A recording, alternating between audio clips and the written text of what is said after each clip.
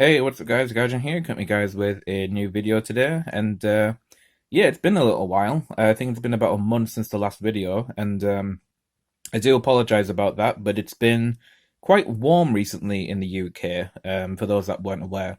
And it's kind of put me off making videos because it's been quite unbearable sometimes. And I just wanted to chill, enjoy the weather for what it was, and yeah, it's cooled down a little bit, and I thought it'd be a nice return to making some videos, just by talking about a light-hearted topic, being what is your favorite overdress stack? Because I definitely have my favorite, as you can see here. Now, so before we get into this, I do want to go over some of the other decks that I've got and sort of my reasoning to why I don't particularly enjoy these as much as my PBO deck, as you can see here.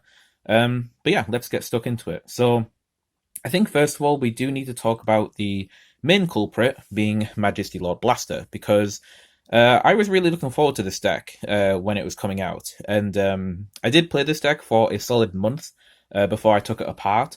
And the main reason for doing that was because I mainly just didn't like the way it felt very tunnel vision, I think is the best way to put it.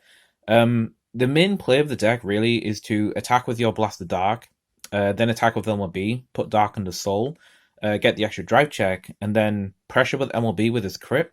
And then if your triggers aren't needed for the Vanguard swing, you can just put them onto the other rear guard, which is usually going to be like a Bedivere usually. So yeah.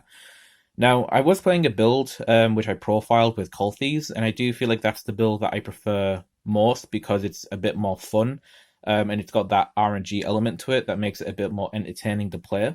But just overall, I do think like MLB kind of needs like that multi-attack enabler, which it seems to be missing. Maybe that could help with the deck because the Colthies isn't particularly like reliable since you have to get it from the drive check. So I'm not too sure. Now, I am aware that we are going to get a Blaster promo, which is a grade 2. But the funny thing with that grade 2 is that it's much better in the PBO deck than it is in the MLB deck. Now, it is good for the MLB deck, obviously, because it's a Blaster support card. But the fact that it gains 5k power whenever a Blaster attacks, it just synergizes perfectly with PBO, because you could say attack with a Dark, then attack with Dragon, and then attack with the Dark afterwards. So then that grade 2 is going to get 15k power on its own regards, making it 25, and then you could maybe put an 8k booster behind that, making it 33. So that's pretty good. And then on a Persona right turn, that would be 43, and then the other attacks would be higher as well, obviously. So yeah, I feel like that's my main issue, is that PBO for me right now, in terms of why I prefer it, is basically because it just feels like it has more flexibility in what it wants to do, and there's a lot more choice as well. I think that's the main element here, is that choice is the main thing with PBO that I really love, in terms of setting up your field and choosing what to retire and why, and then what that's accomplishing. Because you could say retire the Erames grade 1 over here, which basically, if it's retired by your Blaster Vanguard, you can Soul Blast 2 to snipe one of your opponent's rear guards. So that's actually pretty cool. So depending on how you're setting the field up, we'll debate on how you're going to use this, because preferably you'd want to boost an attack with this first before retiring it, right? So it's things like that you got to take in the mind. And then also the indirect like soul charging engine that we have in the deck through like Nemain and also the Drilling Angel allows us to play some soul charging elements soul blasting elements in the deck, which should give the deck a bit more of a playstyle to it, which is pretty cool. Like I said, the Erames is a spot retire that you can use every now and then for a Soul Blast 2. But then we also have the stacking capability and plussing capability of the Ease Rod Angel, which is also fantastic. And with it being a 13k and a grade 3, not only can it hit a Vanguard on its own, which can definitely come up sometimes when it comes to your attack patterns, but obviously having the grade 3 in the deck makes it so that the overtrigger has a bit more potency to it outside of the usability that you can do with this with the Blaster Dark, basically, getting that twin drive sometimes, which can be definitely very fun to set up, but doesn't happen all the time. But having that reliability with a grade 3 in the deck is also pretty nice. And like I said, you've got stacking capabilities and also a potential plus as well, because you can just call a unit to her column and just get a free plus like that. So yeah. So I spoke about PBO enough there, I think, to my reasons to why MLB I think is really cool, and I do like him just in general, just as a fan of MLB and Royal Paladins. But I have to say, right now, I'm definitely more of a Shadow Paladin guy right now, just in terms of playing the game. Then we got the other two overdress decks. I'll do these together. We have Hexarob and Bastion. Now with Bastion, I think my main issue with it is the fact that it's more of a late game deck, which as you can see with PBO, because I've got the Fire Nuller engine in here, we actually have the capability of doing some sort of early game rush. I basically swapped out the Mugen engine that I did in my deck profile, and I've put in some more pieces in the deck, like more soul blasting pieces, to give me more options to go with when it comes to the playstyle of the deck. And I do prefer this a bit more. I think the Fire Nuller on its own is definitely enough if you do want to go for that early game rush, but sometimes it's not always the best thing to do. Um, but then outside of that, if you don't need the Fire Nuller for the early game rush, you can always just use it as a booster, which is very nice. So yeah. So I think that's what comes down to it with Bastion is that I do like the fact that it's got that grade 3 gimmick to it, the fact you can play so many, but the fact that it's more focused on the late game push and it doesn't really do a whole lot in the early game, to why I'm kind of preferring the PBO playstyle more than the Bastion deck. So yeah. And then we have Hexrob. Now, if I was to give a second place to a deck for Keta, I would definitely say Hexrob is my second favorite deck. But I think the main issue, which we can all agree with Hexrob, is just its overall power potency and its resource management can be very, very iffy. I know that Hexrob's getting some new support in set 6, which I am looking forward to, just to see if it can change the deck up a little bit to make it feel better. But yeah, dude, they need to make some better Hexrob support because, yeah, even though the new stuff is kind of cool, it's just not as good as we kind of need it to be to make Hexrob a bit more competent on its own. Because I feel like a lot of the time, Hexrob has to go through like 5 different hoops to get somewhere that only, that another deck can do just by going through one hoop, right? So yeah, it's like Hexrob has to go through the extra mile just to get to a more comfortable place that other decks can just get to much easier and much more reliably. So yeah, but I do like the Hexrob playstyle though, with stacking the deck.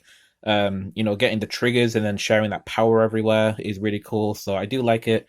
I just hope that they make some more cool stuff for her in the future. But I will do a profile update for the deck though when set 6 does come out, just to see what we can do with it.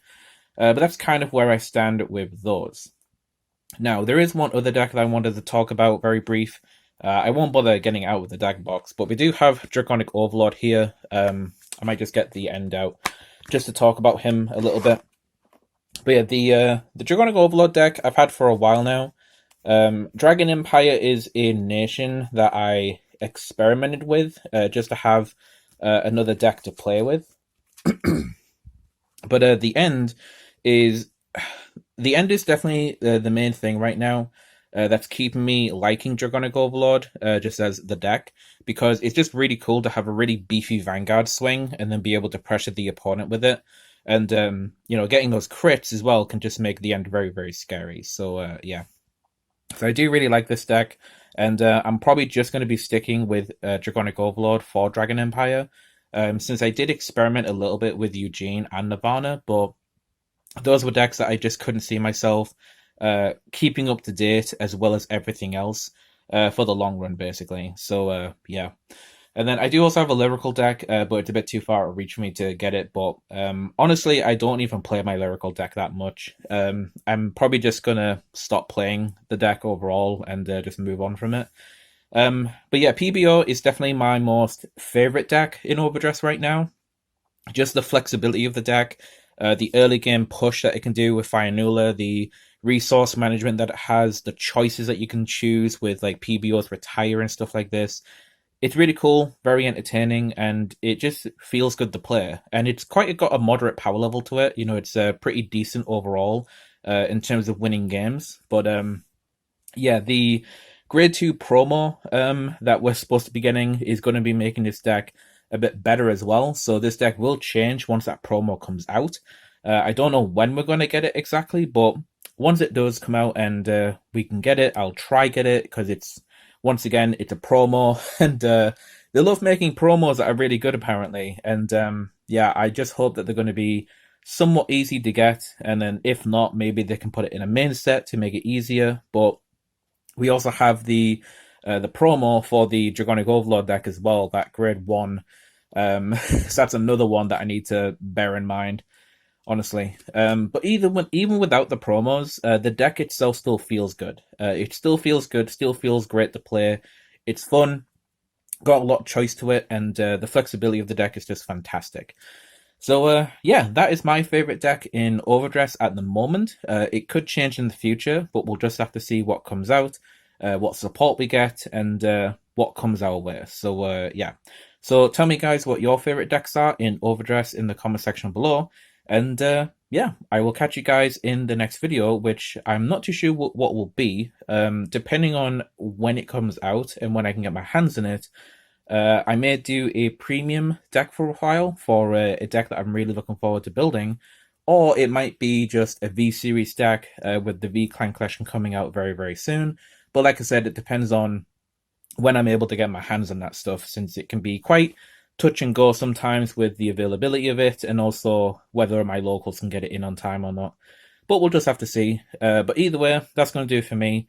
Hope you guys enjoyed the video. Nice to see you guys again, I suppose, or at least hear me again, since it has been a month since the last one. But yeah, hope you guys enjoyed it, and I will catch you guys in the next video, whenever that will be. So yeah, thank you guys for watching, and I'll catch you guys in the next one. This is Guardian205, signing out. So I just finished recording the video, and of course I realized I forgot to show you guys my really cool new card sleeves for my deck. Got these Blaster Dark looking down on the Evil Aichi. Got these on eBay. Look really, really cool. Yeah, we've completely sold ourselves to the Shadow Paladin. Sorry, Blaster Blade. You're out. Anyway, peace.